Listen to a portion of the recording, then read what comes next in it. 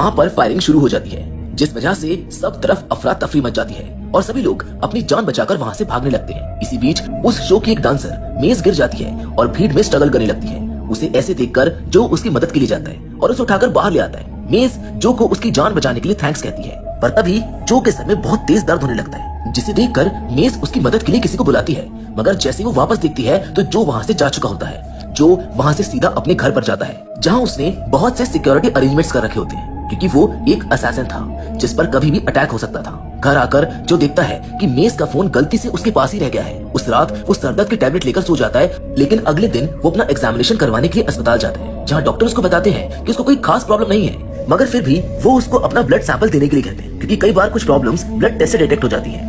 इसके बाद जो अपने सबसे करीबी दोस्त और हैंडलर जीवी से मिलने जाता है, जो उसे उसके लास्ट असैसिन के लिए 75 लाख रुपए देता है, जो उसे अपने हेडेक के बारे में भी बताता है। जीवी जानता था कि जो की लाइफ आजकल काफी स्ट्रेसफुल है, इसीलिए वो उसको कुछ दिन आराम करने और अच्छा समय बिताने के लिए कहता है। इसके बाद जो मेज का फोन वापस करने के लिए उसके डांस स्टूडियो जाता है, जहाँ मेज पूरी लगन से डांस कर रही होती है। जो उसे उसका फोन वापस कर देता है, लेकिन वहीं पर मेज उसे शाम को डिनर के लिए पूछती है, लेकिन जो मेज को मना कर देता है। इसके बाद वो उसको एक पेपर पर अपना नंबर लिख कर देती है, जिसके बाद जो वहाँ से चला जाता है। रास्ते में जो उस पेपर को डस्टबिन में फेंक देता है, लेकिन फिर कुछ सोचकर वो उसे वापस उठाकर ले जाता है। कुछ देर बाद बहुत हिम्मत करके जो मेज को कॉल करता है और शाम को उसके साथ डिनर करने के लिए आ जाता है। वो दोनों एक दूसरे को अपने बारे में बताते हैं, जिसमें मेज बताती है कि वो बचपन से एक डांसर बनना चाहती थी और डांस स्कूल की फीस भरने के लिए उसने एक साथ तीन नौकरियां भी की हैं। वो ये भी बताती है कि वो आगे चलकर एक डांस स्कूल भी खोलना चाहती है। जो उसको बताता है कि वो एक ट्रैवलर है, उसने मिलिट्री में भी काम किया है और अब वो रिटायरमेंट लेने की सोच रहा है। देखते ही देखते कुछ दिनों में जो और मेज काफी करीब आ जाते हैं। वो एक दूसरे को डेट करने लगते हैं। वो एक दूसरे के साथ जिंदगी के कुछ बहुत ही शानदार मोमेंट्स बिताते हैं और एक दूसरे से बेहद प्यार करने लगते हैं। खाली वक्त में जो अपने मिशंस को भी पूरा कर लिया करता था,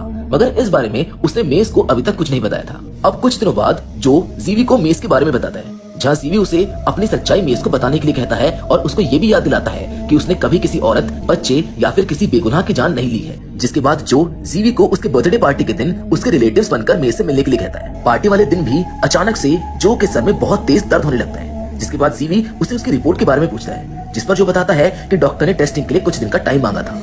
इसके बाद जीवी उसे फिर से मेज को अपने बारे में सच बताने के लिए कहता है, पर जो अब भी उसे कुछ भी नहीं बता पाता। अगले दिन जो अस्पताल में डॉक्टर कगन से मिलता है, जो उसको बताते हैं कि उसे क्रोएसफेल्ड जेकब नाम की एक गंभीर बीमारी हो गई है, जिसका अभी तक कोई इलाज नहीं है और अब उसके पास बस 3 महीने का ही वक्त बचा हुआ है। क्रोएसफेल्ड जेकब असल में एक ब्रेन डीजेनरेटिव डिसऑर्डर है, जिसकी वजह से व्यक्ति का ब्रेन धीरे धीरे अपने सभी फंक्शंस को करना बंद कर देता है, जिससे फाइनली उसको डिमेंशिया हो जाता है और उसके बाद वो मर जाता है। जो घर आकर इस बीमारी और इसके ट्रीटमेंट के बारे में इंटरनेट पर सर्च करता है, जहाँ पर उसको पता चलता है कि ऐसे बहुत से लोग हैं जो इस बीमारी से पीड़ित हैं, पर अभी तक इसका कोई इलाज संभव नहीं हो पाया है। इस न्यूज ने तो जो की दुनिया ही पलट कर रख दी थी, क्योंकि उसे अभी किसी से प्यार हुआ था, जिसके साथ वो जिंदगी में आगे बढ़ना चाहता था, और उसकी इस बीमारी ने उसके सभी सपनों को तबाह कर दिया था। वो मेज के साथ बिताए हुए लम्हों को याद करने लग जाता है और उसके साथ बिताए हुए सभी मोमेंट्स की फोटो देखकर बहुत दुखी होता है। उसे इस बात का दर्द था कि उसके जाने के बाद मेज का क्या होगा। इन सब से परेशान होकर वो एक बार फिर अपने हैंडलर जीवी के पास जाता है। जब जीवी को उसकी बीमारी के बारे में पता चलता है तो वो भी बहुत दुखी होता है। जो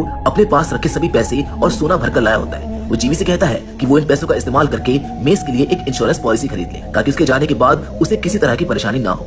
जो जीवी को ये भी बताता है क्योंकि इंश्योरेंस पॉलिसी नेचुरल डेथ और कैलेमिटीज को कवर नहीं करती है, इसलिए वो खुद को मरवाने के लिए जीवी को किसी को एक कॉन्ट्रैक्ट देने के लिए कहता है, पर जीवी इस बात से साफ इनकार कर देता है, क्योंकि वो अपने खास दोस्त को मरवाने का कॉन्ट्रैक्ट खुद कैसे किसी को दे सकता था। जीवी से मदद ना मिलने पर जो एक दूसरी हैंडलर मरियाना से मिलने जाता है, जो पहले से ही जो को मारना चाहती थी, क्योंकि जो ने उसके पिता जो के गुरु भी थे उनकी जान ली थी।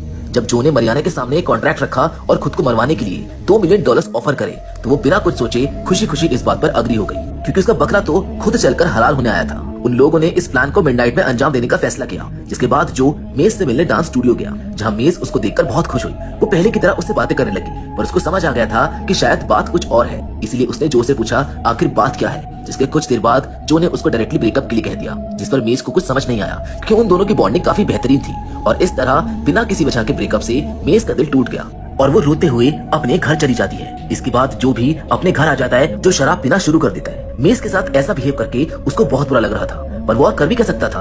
उसने आज घर के सभी लॉक्स को खुला छोड़ दिया था, क्योंकि उसने आज खुद अपनी मौत को घर बुलाया था। नशे की हालत में जो मेज को एक वॉइस मैसेज भेजता है, जिसमें वो उसको बताता है कि वो एक बीमारी की वजह से सब कुछ कर रहा है। मेज उस मैसेज को रिसीव होते तुरंत पढ़ लेती है। अब जो अपनी मौत का इंतजार कर रहा था कि तभी उसको डॉक्टर कगन का कॉल आता है, जिसमें वो उसको बताते हैं कि असल में उसकी रिपोर्ट एक दूसरे पेशेंट के साथ एक्सचेंज हो गई थी और उसे किसी तरह की कोई बीमारी नहीं है। उसका सर दर्द तो बस उसकी आंखों के वीक होने की वजह से है। ये सब सुनकर जो के होश उड़ जाते हैं, क्योंकि अब वो चारों तरफ से मुसीबतों से घिर चुका था। मरियाना जानती थी कि जो एक बहुत ही शातिर और बेहतरीन असैसिन है, इसलिए उसने सबसे टॉप असैसिन को उस मिशन के लिए चुना था। सबसे पहले उसने इसके लिए लवडाल से बात की, जिसे इस काम की अमाउंट कुछ कम लगी, इसलिए उसने इसको करने से मना कर दिया। इसके बाद उसने कोरियन गोयांग और उसकी गैंग को मिशन सौंपा, जो भी निर्दयता और क्रूरता के लिए मशहूर थे। वो पैसों के लिए कुछ भी कर सकते थे। मिडनाइट होते ही वो सभी लोग जो के घर के अंदर बड़ी आसानी से आ जाते हैं, क्योंकि जो ने तो खुद ही सभी सिक्योरिटी सिस्टम ऑफ कर दिए थे। घर के अंदर आते ही उनकी टीम का लीडर उनको जो को खत्म करने का ऑर्डर देता है, जिसके बाद एक एक करके उस गैंग के सभी लोग जो पर हमला करने लगते हैं। पर जो की बॉडी इतनी स्ट्रॉन्ग थी कि वो बिना किसी वेपन के भी सभी पर भारी पड़ रहा था। उसने बहुत ही कम समय में उस गैंग के सभी मेंबर्स को मौत के घाट उतार दिया। उनकी टीम का बॉस भी अपने सभी साथियों को मरता देखकर बिल्कुल नहीं घबराया और जो को उकसाने की कोशिश करने लगा, पर उसे जो की पावर का बिल्कुल आइडिया नहीं था। जिसके बाद जो उसे भी मारकर घर से बाहर आ जाता है। वो गोयांग के फोन से मरियाना को कॉल करता है और उस कॉन्ट्रैक्ट को खत्म करने की डिमांड करता है। वो ये भी कहता है कि वो पैसे मरियाना को फ्री में ही दे देगा। ये सब सुनकर मरियाना गुस्से से पागल हो जाती है, क्योंकि वो पैसों के लिए नहीं बल्कि अपने पिता का बदला लेने के लिए इस कॉन्ट्रैक्ट में आई थी। इसलिए उसने इसे खत्म करने से मना कर दिया और कॉन्ट्रैक्ट का अमाउंट $2 मिलियन से $4 मिलियन कर दिया। इसके बाद जो पर द हंगेरियन लैंगोस ब्रदर ने बाइक से अटैक किया, जिन्हें मरियाना ने ही हायर किया था। जो उन्हें एक पुरानी बिल्डिंग की तरफ ले जाता है। वो जानता था कि अब मेज की जिंदगी भी खतरे में है, इसलिए वो मेज को एक वॉइस नोट भेजता है, जिसमें उसने उसे किसी सेफ जगह पर जाने के लिए कहा था। द हंगेरियन लैंगोस ब्रदर्स भी बहुत ही फेमस असैसिन थे। शुरुआत में वो दोनों जो पर काफी भारी साबित हो रहे थे, पर फिर जो उन्हें मोटरसाइकिल से गिरा देता है और मोटरसाइकिल से गिरते ही उनका किस्सा भी खत्म हो जाता है। इसके बाद वो अपने दोस्त सीवी से मिलने जाता है, क्योंकि उसे इस लड़ाई में काफी चोट लग गई थी। सीवी उसका इलाज करता है और उसको बताता है कि मरियाना ने उसको मारने के लिए अब कॉन्ट्रैक्ट की रकम दुगनी कर दी है, यानी कि अब और भी बहुत से लोग उसको मारने के लिए आएंगे। जो ने सीवी से पूछा कि क्या उसके पास कुछ हथियार हैं, जिस पर जीवी उसको कहता है कि मेरे पास कुछ ग्रेनेड्स और वेपन्स हैं, जो उसने लास्ट मिशन में बचा लिए थे। इसके बाद वो दोनों फैसला करते हैं कि जीवी के लास्ट मिशन की बिल्डिंग जो के इस प्लान के लिए सही रहेगी, क्योंकि सभी किलर्स को एक साथ एक जगह पर खत्म करना आसान होगा। इसके बाद जीवी की वाइफ शैरन, जो कि पहले एक थाई मसाज सेंटर में काम किया करती थी, वो जो के सर की मालिश करती है। हालांकि इसमें जीवी काफी डरा हुआ था, क्योंकि उसको डर था कि कहीं शैरन जो का सर उसकी बॉडी से अलग ना कर दे। पर मसाज के बाद जो का सर का दर्द ठीक हो जाता है, जिससे वो काफी खुश होता है। इसी बीच मेज को जैसे ही जो का मैसेज मिलता है, वो तुरंत ही अपना सामान लेने के लिए अपने अपार्टमेंट में वापस आ जाती है, जहाँ पर वो देखती है कि उसके बैंक में 50 लाख रुपए ट्रांसफर हुए हैं। इसके बाद वो अपना सामान लेकर निकल ही रही होती है कि तभी वो देखती है कि उसके सामने 2 असैसिन्स आ गए हैं, जिनमें से एक को तो मारकर गिरा देती है, मगर दूसरा असैसिन पावरफुल होता है, जो उसको मारकर बेहोश कर देता है। अब अगले दिन जो अपनी सोची हुई जगह के लिए निकल जाता है। वो बड़ी चालाकी से उस जगह की खबर बाहर लीक कर देता है, जिससे कुछ ही देर में ये खबर मरियाना तक पहुंच जाती है। वो अपने सभी असैसिन्स को इसके बारे में बता देती है, जिसके बाद वो अपने बॉडीगार्ड मैक्स को भी एक आर्मी के साथ वहां जाने का ऑर्डर देती है, क्योंकि उसका मानना था कि जो कुछ लोगों को तो हरा सकता है, पर एक पूरी आर्मी को हराना उसके बस की बात नहीं है। जो ने जैसा सोचा था सब कुछ बिल्कुल वैसा ही हो रहा था। उसने उस बिल्डिंग में पहुंचकर जल्दी से जाल बिछाना शुरू कर दिया था। सबसे पहले वहाँ स्कॉटिश ब्रदर्स एंगस और रॉरी मैकेंजी की एंट्री होती है, जिनके आते ही जो उनकी तरफ ग्रेनेड फेंक देता है, लेकिन वो दोनों भाई एक साथ काफी ज्यादा पावरफुल साबित हो रहे थे। तभी जो अपने बिछाए हुए एक जाल का इस्तेमाल करता है, जिस वजह से उनमें से एक की तो वहीं पर मौत हो जाती है, जबकि कुछ ही देर में जो दूसरे भाई को भी मौत के घाट उतार देता है। लेकिन तभी ब्रिटिश स्ट्रिपर्स गिन्नी और टोनिया, जो कि पार्टी गर्ल्स के नाम से फेमस थी, वो जो के ऊपर हमला कर देती है। वो उसके ऊपर गोले चलाना शुरू कर देती है। जो भी अपने बचाव में उनके ऊपर गोले चलाता है, जिसके बाद जो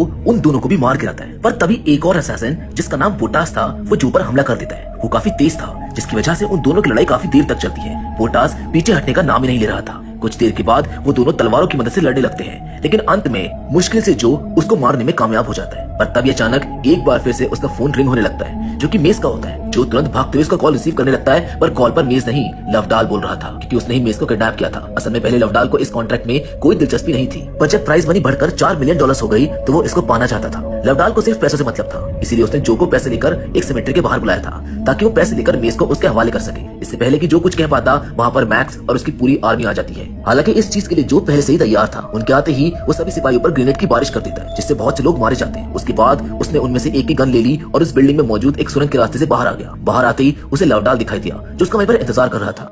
उसके कहने पर जो अपनी गन को फेंक देता है, क्योंकि मेज अभी भी उससे कब्जे में थी। वहीं दूसरी ओर मेज भी बड़ी चालाकी से अपने साथ बैठे कार में आदमी को चकमा दे देती है और कार लेकर भाग जाती है। इधर लवडाल कार में बैठे अपने उस आदमी को कॉल करता है, लेकिन उसका फोन नहीं लगता। तभी वहाँ पर एक कार आती है, जिसने लवडाल को उड़ा दिया और फिर जो के पास आकर रुकी। इस कार में और कोई नहीं बल्कि मेज होती है, जो को बचाने के लिए आई थी, पर उसे अभी तक कुछ समझ नहीं आ रहा था कि आखिर यहाँ पर हो क्या रहा है। इसलिए वो जो को लेकर वहाँ से जाती है और जो को सारी बात बताने के लिए कहती है। जिस पर जो उसको बताता है कि वो असल में एक असैसिन है। ये सुनकर मेज को एक बड़ा शॉक लगता है। जो कहता है कि वो सिर्फ बुरे लोगों को मारता था। तभी मेज उसको बताती है कि वो प्रेग्नेंट है, पर वो एक क्रिमिनल के साथ अपने बच्चे को नहीं पालेगी। ये बोलते ही वो बेहोश हो जाती है, जो गाड़ी को संभालकर किनारे पर खड़ा कर देता है। असल में कार से भागते वक्त मेज के कंधे पर एक गोली लग गई थी, जिसकी वजह से उसका ब्लड लॉस हो रहा था। जो संभलकर उसको पास के एक चर्च में ले जाता है, जहाँ के फादर उसकी मदद करते हैं। कुछ ही देर में मेज को होश आ जाता है, जो उसको शादी के लिए प्रपोज करता है। वो भले ही पूरी तरह से तैयार ना हो, पर फिर भी फादर जो से उसकी पिछली जिंदगी के बारे में सब कुछ पूछता है, जिसके जवाब में जो उन्हें पूरी सच्चाई के साथ सच बताता है। और अंत में फादर भी उनकी शादी करवाने के लिए मान जाते हैं। लेकिन तभी वहाँ पर लवडाल आ जाता है, जो कि प्रीस्ट को गोली मार देता है। वो जो की हालत पर हंसने लगता है, पर जो ने भी हार नहीं मानी थी।